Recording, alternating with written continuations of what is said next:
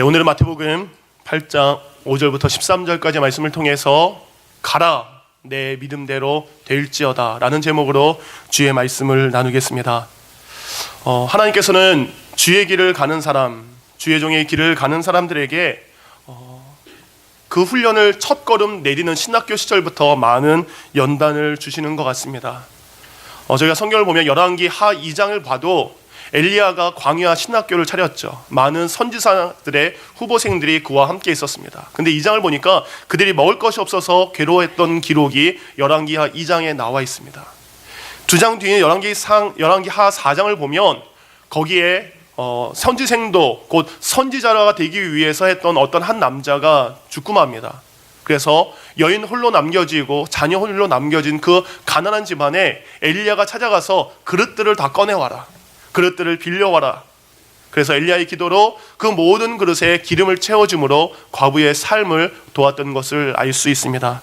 이만큼 주의 종의 길을 걸어간다는 것은 많은 물질의 연단과 그리고 그 길 가운데 넘어야 될 일들이 있습니다.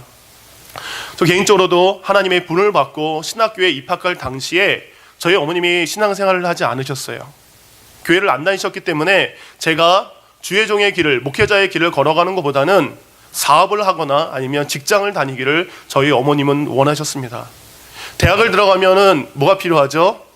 뭐니 해도 머니가 필요합니다. 대학을 들어가야 되는데 제가 어머니 앞에 1000가지만 부탁드렸어요. 첫 번째 것만 도와주십시오. 그래서 저희 어머니한테 첫 등록금과 첫 기숙사비만 도움을 받았습니다. 그래서 한 학기가 될 때에 두 번째 학기가 되어서 등록금을 내야 되는데 제가 어디에 돈이 있겠습니까? 그래서 수업을 몰았어요. 예를 들면 월요일, 수요일, 금요일 날 모고 화요일 날, 목요일은 나가서 막노동, 막일을 하기 시작했습니다. 그리고 학교에서 근로장학생으로 도서실이라든지 화장실을 청소하면서 4년간의 수업을 마쳐갈 수 있었습니다. 그렇게 수업도 듣고 그리고 열심히 공부도 하던 중에 하나님께서 저에게 첫 사역지를 허락해 주셨어요. 그것이 지금의 저희 아내를 만난 시흥에 있는 군자은혜교회였습니다. 군자은혜교회 첫 전도사로서 사역을 하기 위해서 갔었을 때 저에게 주신 사례비가 40만 원이었어요. 이 40만 원을 받았는데 너무 큰 돈이고 너무너무 감사했습니다. 근데 왔다 갔다 기름값하고 차비 쓰고 뭐 자가용이 있는 게 아니기 때문에 왔다 갔다 차비 쓰고 주일학교 아이들 전도사님 뭐 사줘요 라는 말에 사주기도 하고 학생부 아이들 라면 사줘요 라는 말에 라면 사주면 실은 남는 돈은 별로 없었어요. 어쨌든 그걸 아낀 돈과 그리고 열심히 막일한 돈 그리고 근로장학생은 모은 돈을 가지고 수업을 진행했습니다. 근데 문제는 4학년 때 발생했어요. 등록금을 내기 위해서 돈을 모아놓은 돈이 있었는데 누가 급하게 빌려달라 그래서 급하게 빌려줬습니다. 그러면 제가 등록금 낼자에 줄 줄 알았습니다. 근데 안 주는 거예요. 그러다가 등록금을 내야 될 날짜가 지나가 버렸어요. 얼마나 초조하고 걱정이 됐는지 학교에선 등록금 내라고 하는데 이제 4학년인데 그런 고민을 하다가 주일 사역을 위해서 방문하고 주일 모든 사역을 마친 다음에 담임 목사님이 전도사님 저희 집에 와서 식사하고 가세요. 그 말에 담임 목사님 댁가 식사를 했습니다. 식사를 맛있게 먹은 다음에 목사님이 제게 흰 봉투를 하나 내미시는 거예요. 개척교회 목사님이십니다. 큰 교회도 아니었어요. 그 당시 제가 다녔던 교회는 상가 지하에 있었던 교회예요. 정말 어려운 교회였는데 그 목사님이 제게 봉투를 하나 내밀면서 전도사님 양복을 꽃 한 벌 사 입었으면 좋겠습니다. 양복 한 벌 해보라고 저에게 돈을 주시는 거예요. 완강히 거부했습니다. 왜냐하면 목사님 형편을 알기 때문에 어려운 형편이었기 때문에 그걸 거부했지만 너무 저에게 강권적으로 주셔서 제가 받아서 나오게 되었습니다. 학교로 돌아오는 길에 봉투를 꺼내서 열어보았습니다. 양복값이라면 그 당시 한 10만 원에서 20만 원 정도였을 것 같아요. 근데 저는 깜짝 놀랐습니다. 봉투 안에 자그마치 100만 원이라는 큰 돈이 있었어요. 그것은 정확히 제 등록금의 금액과 거의 비슷한 금액이었습니다.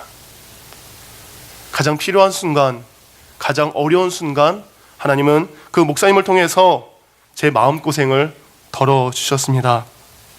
목사님께서 주신 그 귀한 돈을 양복은 못 사 입었어요. 솔직히 등록금을 내면서 내가 잊지 말아야 되겠다, 이 은혜를 내가 잊지 말아야 되겠다라는 생각을 다짐하게 됐습니다. 이것이 계기가 되었는지 보통 전도사님들은 사역을 1년이나 2년 한 다음에 다른 곳으로 많이 옮겨 다녀요. 사역을 다양하게 경험해 봐야 되기 때문에. 근데 저는 그 교회 10년 동안 사역을 하게 되었습니다. 10년 동안 전도사 사역을 하면서 주일학교 학생회, 그때 성가대도 지휘해 봤어요. 그리고 하나님께서 저에게 어린이집 유치원 일을 할 수 있는 은혜를 주셔서 제가 월급을 받게 된 후부터는 교회에서 나오는 일체 사례비를 받지 않았습니다. 그리고 하나님께서 하는 일을 잘 되게 해주셔서 그 교회 성도들 중에 누구보다도 가장 많은 물질을 헌신할 수 있게 해주셨어요. 그래서 목사님이 차 사실 때, 그리고 교회가 이제는 건물을 사서 이전할 때 가장 많은 물질로 또한 숨길 수 있는 은혜를 주셨습니다. 제가 이렇게 할 수 있었던 것은 제가 가장 어려웠을 때 저에게 은혜를 베풀어 주신 그 사모님과 목사님의 은혜가 있었기 때문입니다. 여러분 삶 가운데도 누군가에게 이렇게 잊지 못할 은혜를 입으신 적이 있으실 겁니다. 여러분은 그분들에게 은혜를 갚으셨습니까? 아니면 은혜를 갚아야 되는데 지금 내 곁에 없기 때문에 다른 누군가에게 은혜를 갚으신 적은 있으신가요? 오늘 여러분에게 한 남성분을 소개시켜 드립니다. 이 남성분은 누군가에게 은혜를 베풀고 그리고 그 은혜의 베품을 통해서 한 생명을 살리는 놀라운 일들을 감당했습니다. 이 사람의 이름은 성경에 기록하고 있지 않습니다. 다만 이 사람의 직업이 로마 군인 백부장이었다라고만 기록을 하고 있습니다. 백부장, 100명의 부하를 둔 장수, 장교 이런 의미예요. 근데 실질적으로 100명이 아니라 80명 정도의 부하를 둔 사람이 백부장입니다. 이 백부장은 로마 군대의 가장 핵심적인 사람들이에요. 그래서 언제든지 황제를 위해서, 로마를 위해서 목숨을 버릴 수 있는 사람들입니다. 근데 이 사람들이 백부장이 되기 위해서는 15년 이상의 전쟁 경력이 있어야 돼요. 그 전쟁터에서 산전수전 목숨을 겪는 일들을 15년 이상 겪고 그 전투와 전쟁 속에서 살아남은 사람이 백부장에 오를 수 있었습니다. 그래서 많은 사병들, 평범한 군인들에게 내가 백부장이 되고 싶다라는 것, 그들의 목표였고 그들의 꿈이기도 했습니다. 이렇게 해서 백부장이 되면 그 백부장의 대우는 달랐어요. 일반 사병에 비해서 월급이 자그만치 15배 정도 많았다고 합니다. 15배의 월급을 받고, 저희가 마태복음 5장 41절에 보면 예수님께서 이런 비유를 하시죠. 누가 너에게 와서 오리면은 대략 2km 정도 되는 거리죠. 그러면 10리를 가라라는 말씀이 있습니다. 누가 너에게 와서 2km 가라고 시키면 너는 그 이상으로 4km 가라는 말씀인데, 이것은 당시 백부장들이 누군가에게 일을 시킬 수 있는 권한이 그만큼 있었다는 거예요.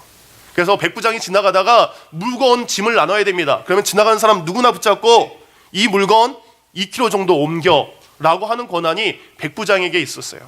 그래서 제가 성경을 보면 예수님께서 십자가를 지기 위해서 그 무거운 십자가를 스스로 지고 가시다가 무겁고 힘드셔서 질 수 없게 되는 상황이 벌어지게 되죠.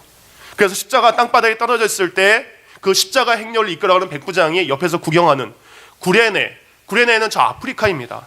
아프리카에서 온 흑인이라고 할 수 있죠. 구레네 시몬에게 당신이 와서, 네가 여기 와서 이 십자가를 대신 지어라라고 명령할 수 있는 권한이 그에게 있었습니다. 그래서 그는 그것에 순종해서 십자가를 지게 되는 겁니다. 그리고 백부장은 수많은 뇌물을 받는 자리였다라고 합니다. 권력이 있기 때문에 그에게 와서 무엇인가를 청탁하는 사람들이 많았대요.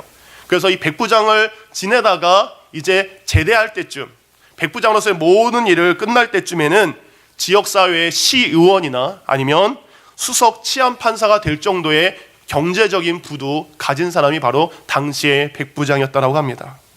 근데 이런 대단한 로마의 백부장이 오늘 성경에 보면 자신의 집에서 일하는 한 하인을 위해서 놀라운 행동을 했다라고 성경은 기록하고 있습니다. 그는 자신의 가족을 위해서 이 행동을 한 것도 아닙니다. 자기 수하에 있는 80명 중에 한 부하가 아파서 이 일을 한 것도 아닙니다. 그는 자기 집에서 있는 병든 한 노예를 위해서 놀라운 일들, 누구도 상상할 수 없는 일을 감당합니다. 당시 하인은 노예라고 얘기할 수 있어요. 노예는 무엇입니까? 돈을 주고 사고 팔 수 있는 물건입니다. 그래서 내가 필요하면 잘 사용하다가 병들어서 사용하지 못하면 버릴 수 있는 존재입니다. 근데 오늘 하인은 어떤 존재입니까? 천한 존재이지만 거기에 병까지 들었어요. 아무 일도 시킬 수 없는 연약한 존재입니다. 그런 세상에서 버림받아야 될 인간, 세상에서 버림받았다라고 가치 없는 인간이라고 낙인 찍힌 한 하인을 위해서 이 백부장은 가장 가치 있고 가장 놀라운 일들을 합니다. 이 모습에서 우리는 볼 수 있는 분이 계십니다. 누구의 모습입니까? 예수님의 모습을 볼 수 있습니다. 이 땅을 창조하실 때 예수님은 같이 계셨습니다. 그 놀라운 예수 그리스도, 그분은 곧 하나님이셨습니다. 그 위대하신 하나님, 우리를 창조하시고 이 모든 것을 하시는 그 하나님께서 누구를 위해서? 가장 하찮은 우리 인간, 죄로 가득 차 있고 하나님을 대적했고 주를 알지 못하고 내 멋대로 내 인생대로 살아가는 나를 위해서 이 땅에 천한 인간의 몸으로 내셨고, 그리고 그분께서 그냥 그렇게 살다 가신 것이 아니라 가장 흉악한 죄인들이 져야 될 이 십자가에서 바로 돌아가셨다는 겁니다. 가장 위대하신 그분이, 가장 놀라우신 그분이 가장 하잘것없는, 가장 하찮은 우리를 위해서 십자가의 고난을 당하셨습니다. 바로 이 모습이 바로 백부장을 통해서 볼 수 있는 모습입니다. 백부장의 그런 모습을 보면서 오늘 성경은 이렇게 기록하고 있습니다. 10절 말씀입니다. 예수께서 들으시고 놀랍게 여겨 이르시되 내가 진실로 진실로 너희에게 이르노니 이스라엘 중 아무에게도 이만한 믿음을 보지 못하였느니라. 예수님께서 그를 칭찬하십니다. 예수님께서 그가 하신 일에 뭐 하셨다 나옵니까? 놀라셨다라 나와요. 예수님은 신이십니다. 그 신도 놀라게 할 만한 믿음이 바로 백부장에게 있었다는 겁니다. 어떻게 그는 예수님 앞에 이런 극찬을 받을 수 있었을까? 어떻게 예수님 앞에 이렇게 칭찬을 받았을까? 오늘 성경의 한 가지를 보면서 살펴보도록 하겠습니다. 첫 번째, 백부장이 칭찬을 받을 수 있었던 것은, 백부장의 믿음은 누군가의 아픔을 보는 믿음이 있기 때문입니다. 백부장의 믿음은 누군가의 아픔을 먼저 쳐다볼 수 있는 믿음이 그에게 있었다는 겁니다. 말씀드린 대로 백부장은 자부심, 자긍심이 굉장히 강했던 사람입니다. 그래서 우리 전투할 때 군사들이 뭐 입죠? 갑옷을 입죠. 그래서 일반 로마의 사병들은 쇠로 된, 통으로 된 하나의 갑옷을 입습니다. 그래서 화살이 와도 그 갑옷 때문에 뚫지 못하는 단단한 쇠 갑옷을 입게 됩니다. 그래 로마 백부장들은 자신의 힘을 과시하기 위해서, 나는 무적이야 라는 걸 과시하기 위해서 쇠사슬로 만들어진, 체인으로 된 낡은 갑옷들을 일부러 입었다는 거예요. 화살이 날라오면 잘 보호할 수 없는 낡은 갑옷을 그들은 입었다는 겁니다. 나는 그만큼 전쟁에 능한 사람이야, 나는 이곳에 나가서 어느 곳에 가든지 나는 이길 수 있어 라는 자부심을 가진 사람들입니다. 근데 이런 사람이, 로마 황제를 위해서 목숨까지 버릴 수 있는 대단한 자부심을 가진 그 사람이 나사렛에서 온 초라한 행색의 한 청년에게, 나사렛에서 온 보잘것없는 한 사람에게, 흠모할 모양도 없는 한 사람에게 오늘 무릎 꿇고 무엇인가를 빌고 있다는 것을 성경은 기록하고 있습니다. 성경은 6절에 이렇게 나오죠. 이르되 주여라고 얘기합니다. 그 백부장, 그 자긍심 많은 사람이 예수님께 나와서 외칩니다. 주여. 이 주여라는 고백은 퀴리오스라는 고백입니다. 2주 전에 이것에 관한 설교를 했죠. 초대교회 가장 많은 순교자의 피가 무엇 때문에 흘렸습니까? 로마 황제를 주여라 부르지 않고 예수 그리스도를 주여라 부렸기 때문에 초대교회 많은 성도들이 가장 많은 피가 흘렸다라고 말씀드렸습니다. 그 주여의 이름은 로마 황제가 내가 주가 아니라 나의 주는 로마 황제가 아닌 예수 그리스도가 나의 주입니다. 이런 고백이 바로 주여입니다. 그 로마 황제를 섬기는 그 백부장이 이제는 로마 황제가 나의 주여가 아니라 예수 그리스도 당신이 나의 주여라고 그는 고백하고 있는 것입니다. 근데 그의 고백은 자기 자신을 위한 고백이 아닙니다. 다른 누군가를 위한 믿음의 고백입니다. 우리가 실패했을 때는 예수님 만나기 쉽습니다. 내가 성공하고 내가 잘 나갈 때는 예수님 만나기 어렵습니다. 내가 병들고 내가 아플 때는 우리 예수님 만나기 쉽습니다. 그 은혜를 경험하기 쉽습니다. 근데 내가 건강하고 삶에 아무런 문제 없으면 우리는 예수님 만나기가 힘이 듭니다. 근데 백부장은 지금 인생의 대로를 걸어가고 있을 때예요. 백부장이 한 것 중에 하나가 누가복음을 보면 그가 유대인들을 위해서 회당을 건축했다라고 이야기가 나옵니다. 회당을 건축할 정도면 그는 돈이 많았다는 사람이에요. 돈도 많습니다. 출세했습니다. 자기 자신은 나는 아무런 부족함이 지금 없어요. 그런 그에게 지금 누가 보이기 시작합니까? 아픔 가운데, 그리고 고통 가운데, 실패 가운데, 좌절 가운데 있는 한 연약한 자를 그는 보게 됩니다. 사랑하는 성도님들, 요 근래에 여러분 가족을 빼고 자녀를 빼고 아버지를 빼고 누군가를 위해서 눈물을 흘려보신 적이 있으십니까? 누군가의 아픔이 여러분의 아픔이 되어서 그 사람의 아픔 때문에 내가 눈물을 흘린 적이 여러분 있으십니까? 6절을 보면 그가 예수님께 이렇게 얘기합니다. 주여, 내 하인이 중풍으로 누워 몹시 괴로워하나이다.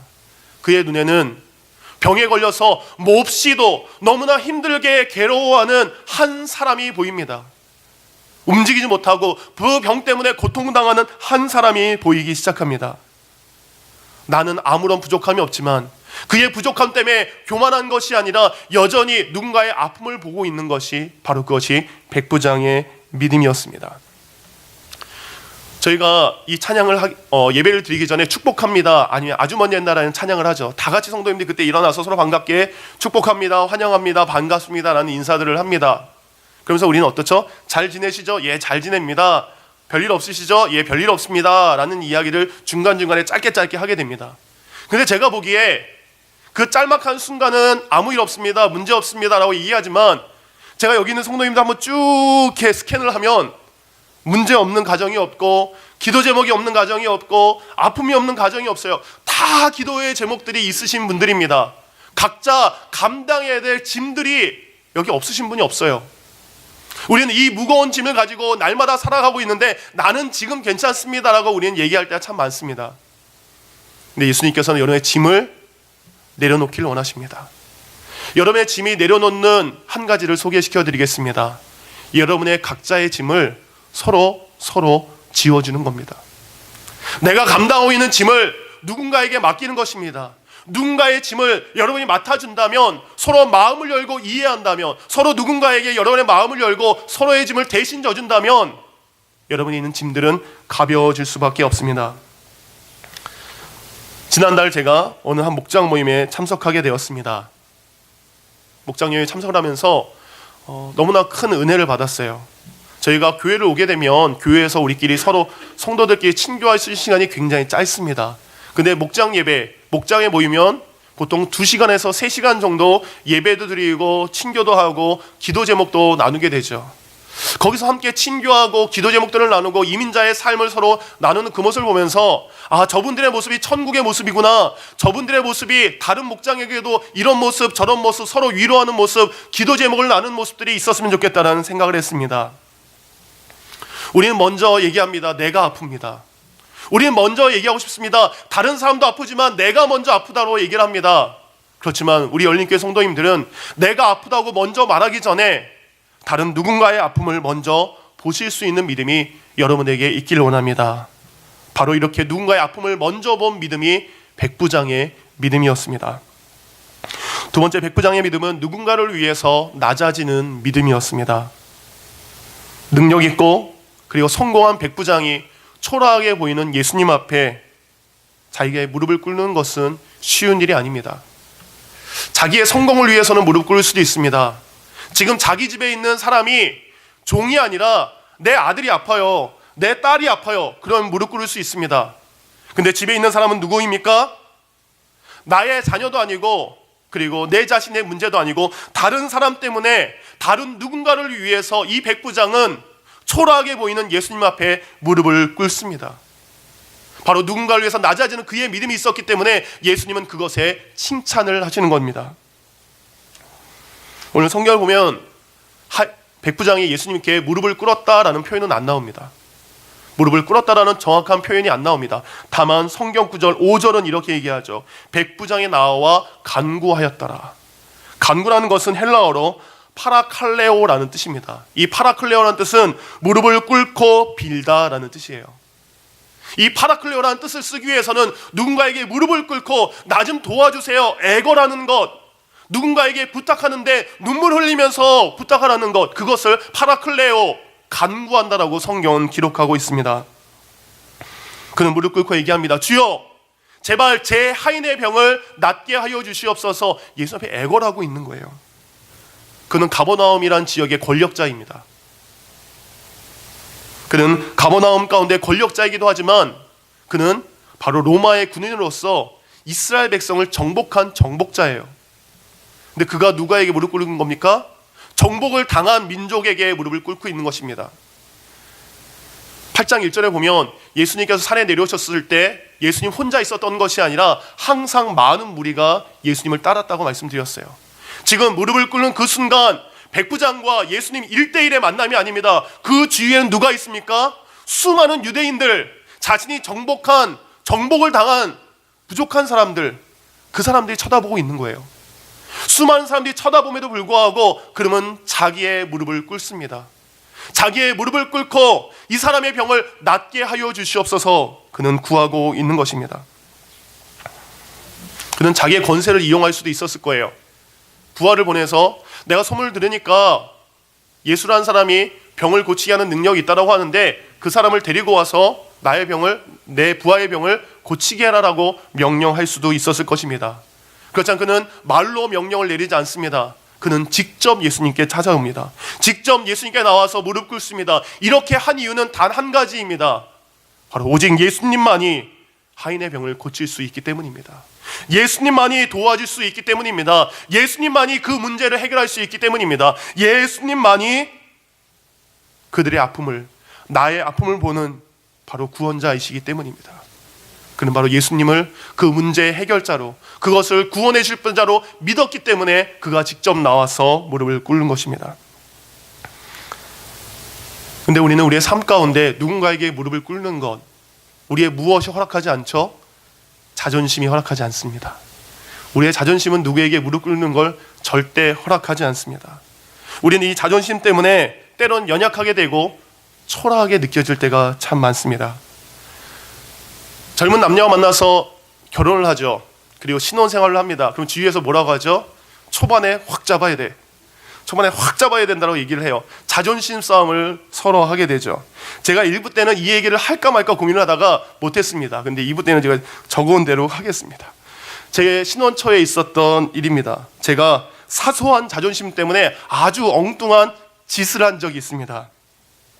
저녁을 맛있게 먹고요. 그리고 피곤한 몸을 좀 쉬게 하려고 욕조에다 따뜻한 물을 받았어요. 따뜻한 물을 받은 다음에 좋다 이러고 누워 있었어요. 욕조에 누워 있는데 이제는 씻고 나가야 되잖아요. 그래서 밖에 있는 아내를 좀 불렀습니다. 여러분 19금 아닙니다. 야한 얘기하는 거 아닙니다. 밖에 있는 아내에게 와서 아마 등을 좀 밀어달라고 했던 것 같아요. 와서 여보 등 좀 밀어줘 라고 했던 것 같아요.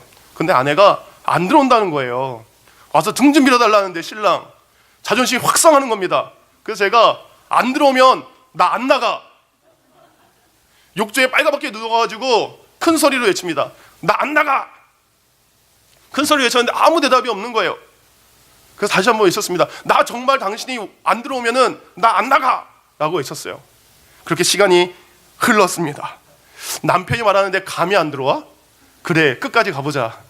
언제까지 내 말을 안 듣나 보자. 계속 고함고함 소리쳤습니다. 근데 잠잠한 거예요. 그러다 저도 지쳤습니다. 그러다가 5기로 버텼어요. 찬 욕조에 누워서 언제 들어오나. 1시간이 흘렀고 2시간이 흘렀고 3시간이 흘렀습니다. 12시가 넘었습니다. 새벽에 이르러서 아내가 자고 있다는 것을 깨닫고 저는 조용히 일어나서 닦고 들어가서 잤습니다. 괜한 자존심으로 이상한 짓을 한 겁니다. 우리는 그리스도 예수 안에서 한 형제요, 한 자매요, 한 믿음의 식구인 줄 믿습니다. 그러기에 우리는 무엇입니까? 부부 사이에 자존심이 필요 없던 것처럼, 형제 사이에 자존심이 필요 없는 것처럼 우리 사이에도 자존심이 없어야 됩니다. 옛날에 상처에 얽매여서, 옛날에 그 사람이 내게 한 것에 얽매여서 여전히 그 자존심에 매고 있다면 우리는 그것에서 헤어날 수 없고 벗어날 수 없습니다. 백부장이 자신의 자존심을 내려놓았을 때, 예수님의 그 크신 권세 앞에 자신이 낮아졌을 때 예수님은 그에게 이런 칭찬을 다시 하십니다. 13절이죠. 가라, 내 믿음대로 될지어다. 가라, 내가 믿는 그대로 될지어다. 백부장이 다른 사람들을 위해서 자신이 낮아진 그 순간, 그의 믿음을 통해서 예수님 앞에 다시 한번 놀라운 칭찬을 받습니다. 그러면서 13절 하반절에 이렇게 기록하고 있죠. 가라 내 믿음대로 되릴지어다 하시니 그 즉시 하인이 나으니라. 아멘. 내가 낮아지는 순간 누군가는 살아났습니다. 내 자존심이 죽는 그 순간 내 자존심은 죽은 것 같지만 누군가는 살아났습니다. 내 자존심은 구겨진 것 같지만 그것을 통해서 한 사람은 회복되고 한 사람은 살아나고 한 사람은 은혜를 입은 백성이 되었다는 것입니다. 여러분, 지금 여러분 주위에 내가 낮아짐으로 섬겨야 될 사람이 누구인지 찾아보시기 바랍니다. 주님, 내가 낮아짐으로 그 사람을 회복시킬 수 있다면, 내가 낮아짐으로 그 사람을 돌아오게 할 수 있다면, 내가 낮아짐으로 그 영혼을 주님께 인도할 수 있다면 제가 낮아지겠습니다. 내가 누구를 위하여 낮아지겠습니까? 기도하실 때 하나님께서는 여러분에게 그분이 보일 수 있는 은혜를 허락하실 줄 믿습니다. 바로 이렇게 다른 이들을 위하여 낮아지는 믿음, 이것이 백부장의 칭찬받는 믿음이었습니다. 마지막 세 번째 백부장의 믿음은 바로 생명을 전달하는 믿음이었습니다. 그는 그가 가지고 있는 생명을 전달하는 전달자였습니다. 저희가 오늘 맨 마지막으로 했던 찬양, 그 찬양의 제목은 십자가의 전달자라는 제목입니다. 가사는 이렇습니다.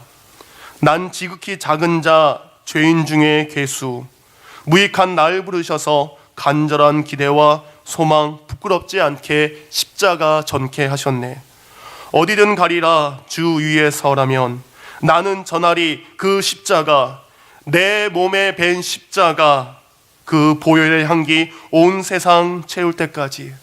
살아도 주를 위해 죽어도 주를 위해 사나 죽으나 난 주의 것. 십자가의 능력, 십자가의 소망, 내 안에 주만 사시는 것. 지극히 작은 자요, 지극히 무익한 자요, 그리고 악한 자입니다. 우리는 우리 자신을 볼 때 여러분이 얼마나 교만한지, 내가 얼마나 교만한 사람인지 여러분 스스로 아실 것입니다. 내가 얼마나 욕심 많은지, 내가 얼마나 악한 사람인지, 내가 얼마나 추한 사람인지, 내가 얼마나 더럽혀진 사람인지 다른 사람은 모른다 할지라도 여러분은 아시고 주님은 아십니다. 그런 나에게 십자가의 은혜가, 그런 나에게 십자가의 보혈의 은혜가 내게 들어온 줄 믿습니다. 그래서 가사는 얘기합니다. 십자가의 그 보혈의 능력이 내 몸에 배어 있습니다. 내 옷에 물들어 있습니다. 내 마음에 십자가의 피가 물들어져 있습니다. 그러기에 나는 전할 수밖에 없습니다. 그러기에 나는 증거할 수밖에 없습니다. 내 몸에 배인 이 십자가의 은혜, 십자가의 향기를 내가 전달하는 전달자의 삶을 내가 살아갈 수밖에 없습니다. 집으로 돌아간 백부장, 그는 하인이 병난 것을 알았을 거예요. 집으로 돌아간 백부장과 하인의 만남이 이루어집니다. 성경 기록하고 있지만 우리는 상상할 수 있습니다. 하인이 와서 얘기하겠죠. 주인님 감사합니다. 주인님 때문에 제가 살았습니다. 주인 때문에 제 병이 나았습니다. 주인님 정말 감사합니다. 이 얘기를 다 들은 백부장, 그가 어떻게 답했을까? 지금까지의 그의 믿음을 생각하면 그는 이렇게 답했을 것 같습니다. 내가 아닙니다.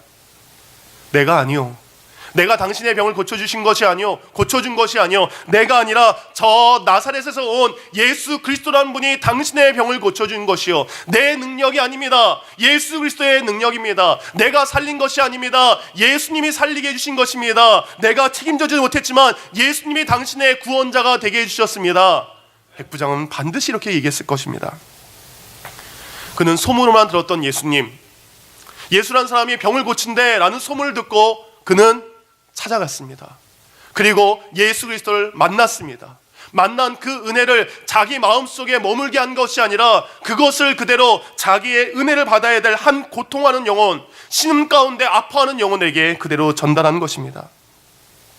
나의 능력을 없음을 알고 생명의 권세가 내게 없음을 알고 그는 생명을 살릴 예수 그리스도의 능력을 하인에게 그대로 전달한 것입니다. 이곳에 있는 우리 모두는 십자가의 은혜를 입은 자들입니다. 내 죄 때문에 오신 예수님, 내 죄 때문에 저 흉악한, 가장 무서운 사람, 가장 악한 죄만을 짓는 사람들 져야 되는 십자가, 그 예수님이 십자가에 달려 돌아가셨습니다. 바로 그 십자가의 용서가 있었기 때문에 우리는 구원받은 자들입니다. 이렇게 구원받은 우리에게 우리의 믿음을 가지고 무엇을 해야 됩니까? 예수님께서는 이렇게 얘기하십니다. 사도행전 1장 8절입니다. 오직 성령이 너희에게 임하시면, 성령은 내가 예수 그리스도를 믿는 순간 우리에게 임하시는 거룩한 하나님의 영이십니다. 너희에게 성령이 임하시면 너희가 권능을 받고 예루살렘과 유대와 사마리아와 땅끝까지 이르러 내 무엇이 되라? 증인이 되라. 내 증인이 되라. 내가 예수님 만났습니다. 내가 구원의 주 만났습니다. 그것을 있는 곳에서, 그리고 네가 가는 곳마다 제가 증인입니다. 제가 전달하겠습니다. 제가 십자가의 삶을 증거하겠습니다 라고 사는 것, 이것이 예수님께서 마지막으로 우리에게 명령하신 것입니다. 내 안에 있는 예수가 누군가에게 전달되도록, 내 안에 있는 예수가 누군가에게 증거될 수 있도록 전달자의 삶, 증거자의 삶, 선포자의 삶을 살라고 예수님은 우리에게 말씀하십니다. 지금 이 교실, 이 예배당 안에 있는 우리 모든 성도는 언젠가 육체의 죽음을 맛보게 됩니다. 믿음으로 산 성도라면 천국에 가게 되겠죠. 여러분이 천국 갔을 때 이러한 일들이 여러분에게 경험되어지길 원합니다. 누군가가 여러분에게 다가와서 여러분의 손을 잡습니다. 감사합니다. 당신 때문에 이곳에 오게 됐습니다. 감사합니다. 당신이 내게 예수 그리스도를 전해줬기 때문에 내가 지금 지옥 가지 않고 천국에 올 수 있었습니다. 당신이 가지고 있는 예수 그리스도의 생명을 내게 전달해 주었기에, 그 복음을 내게 전해 주었기에 내가 지금 저 무서운 지옥에 가 있는 것이 아니라 하나님이 다스리는 이 천국에 지금 제가 살게 되었습니다. 제가 영원히 누리게 되었습니다. 너무너무 감사합니다 라는 그 감사의 고백을 이곳에 있는 여러분들이 듣기를 원합니다. 또 반대로 여러분들이 누군가에게 이 말을 하시기 바랍니다. 여러분이 천국에 갔었을 때 여러분을 처음으로 주님께 이끈 그분, 아버지의 신앙이었다면, 아버지 감사합니다. 제가 아버지 때문에 이 천국 올 수 있게 되었습니다. 어머니 감사합니다. 어머니의 신앙 때문에, 어머니의 기도 때문에 제가 천국에 올 수 있게 되었습니다. 여보, 당신 때문에 내가 예수님 믿게 되었어. 여보, 내가 당신 때문에 예수 그리스도를 알게 되었어. 그런 감사의 고백을 할 수 있는 믿음의 고백이 이곳에 있는 우리 모두의 고백이 되기를 원합니다. 이곳에 있는 우리 모든 신앙의 연수가 다릅니다. 모태 신앙도 있고, 그리고 예수 그리스도를 믿은 지 1년도 안 되신 분들이 있을 것입니다. 그렇지만 우리의 삶을 돌아볼 때 내가 아직까지 한 영혼이라도 구원에 이르게 하지 못했다면 우리는 깊이 생각해야 됩니다. 내가 아직도 한 영혼이라도, 한 사람에게라도 전도하지 못하고, 한 사람에게라도 생명을 증거하지 못하고, 한 영혼이라도, 단 한 명이라도 구원하지 못했다면 우리는 주님 앞에 회개해야 됩니다. 그래서 우리 일생의 기도 제목이 이거 되기를 원합니다. 주님, 제가 주님 앞에 가는 그 순간 한 영혼이라도, 정말 좋습니다. 한 영혼이라도, 한 사람이라도 예수님 믿게 해서 천국으로, 한 사람이라도 예수님 믿게 해서 그를 죽은 곳에서 이제는 생명으로 살 수 있는 은혜를 제게 허락하여 주시옵소서. 제가 전도해야 될 한 사람, 내가 영혼 구원해야 될 한 사람, 그 한 사람을 내게 허락하여 주시옵소서. 여러분의 부모님이 될 수도 있습니다. 여러분의 남편과 아내가 될 수도 있습니다. 여러분의 자녀가 될 수 있습니다. 직장 동료가 될 수 있습니다. 이웃이 될 수 있습니다. 그 누구도 상관없습니다. 한 영혼이라도, 천하보다 귀한 한 영혼을 주님께 인도하는 우리 성도님들 되길 원합니다. 여러분이 전하지 않으면 듣는 자가 없습니다. 여러분이 말하지 않으면 아무도 인도받을 수 없습니다. 오늘 예수님을 놀라게 하고 그리고 대단한 칭찬을 받은 백부장의 믿음은 누군가의 아픔을 먼저 보는 믿음이었습니다. 그 백부장은 누군가를 위해서 낮아지는 믿음을 가진 사람입니다. 그리고 그 백부장은 누군가에게 생명을 전하는 전달자의 사명을 감당한 귀한 믿음의 사람이었습니다. 이제 이곳에 있는 여러분들도 이제 나의 아픔을 말하기보다 다른 누군가의 아픔을 보는 믿음이 여러분에게 있기를 원합니다.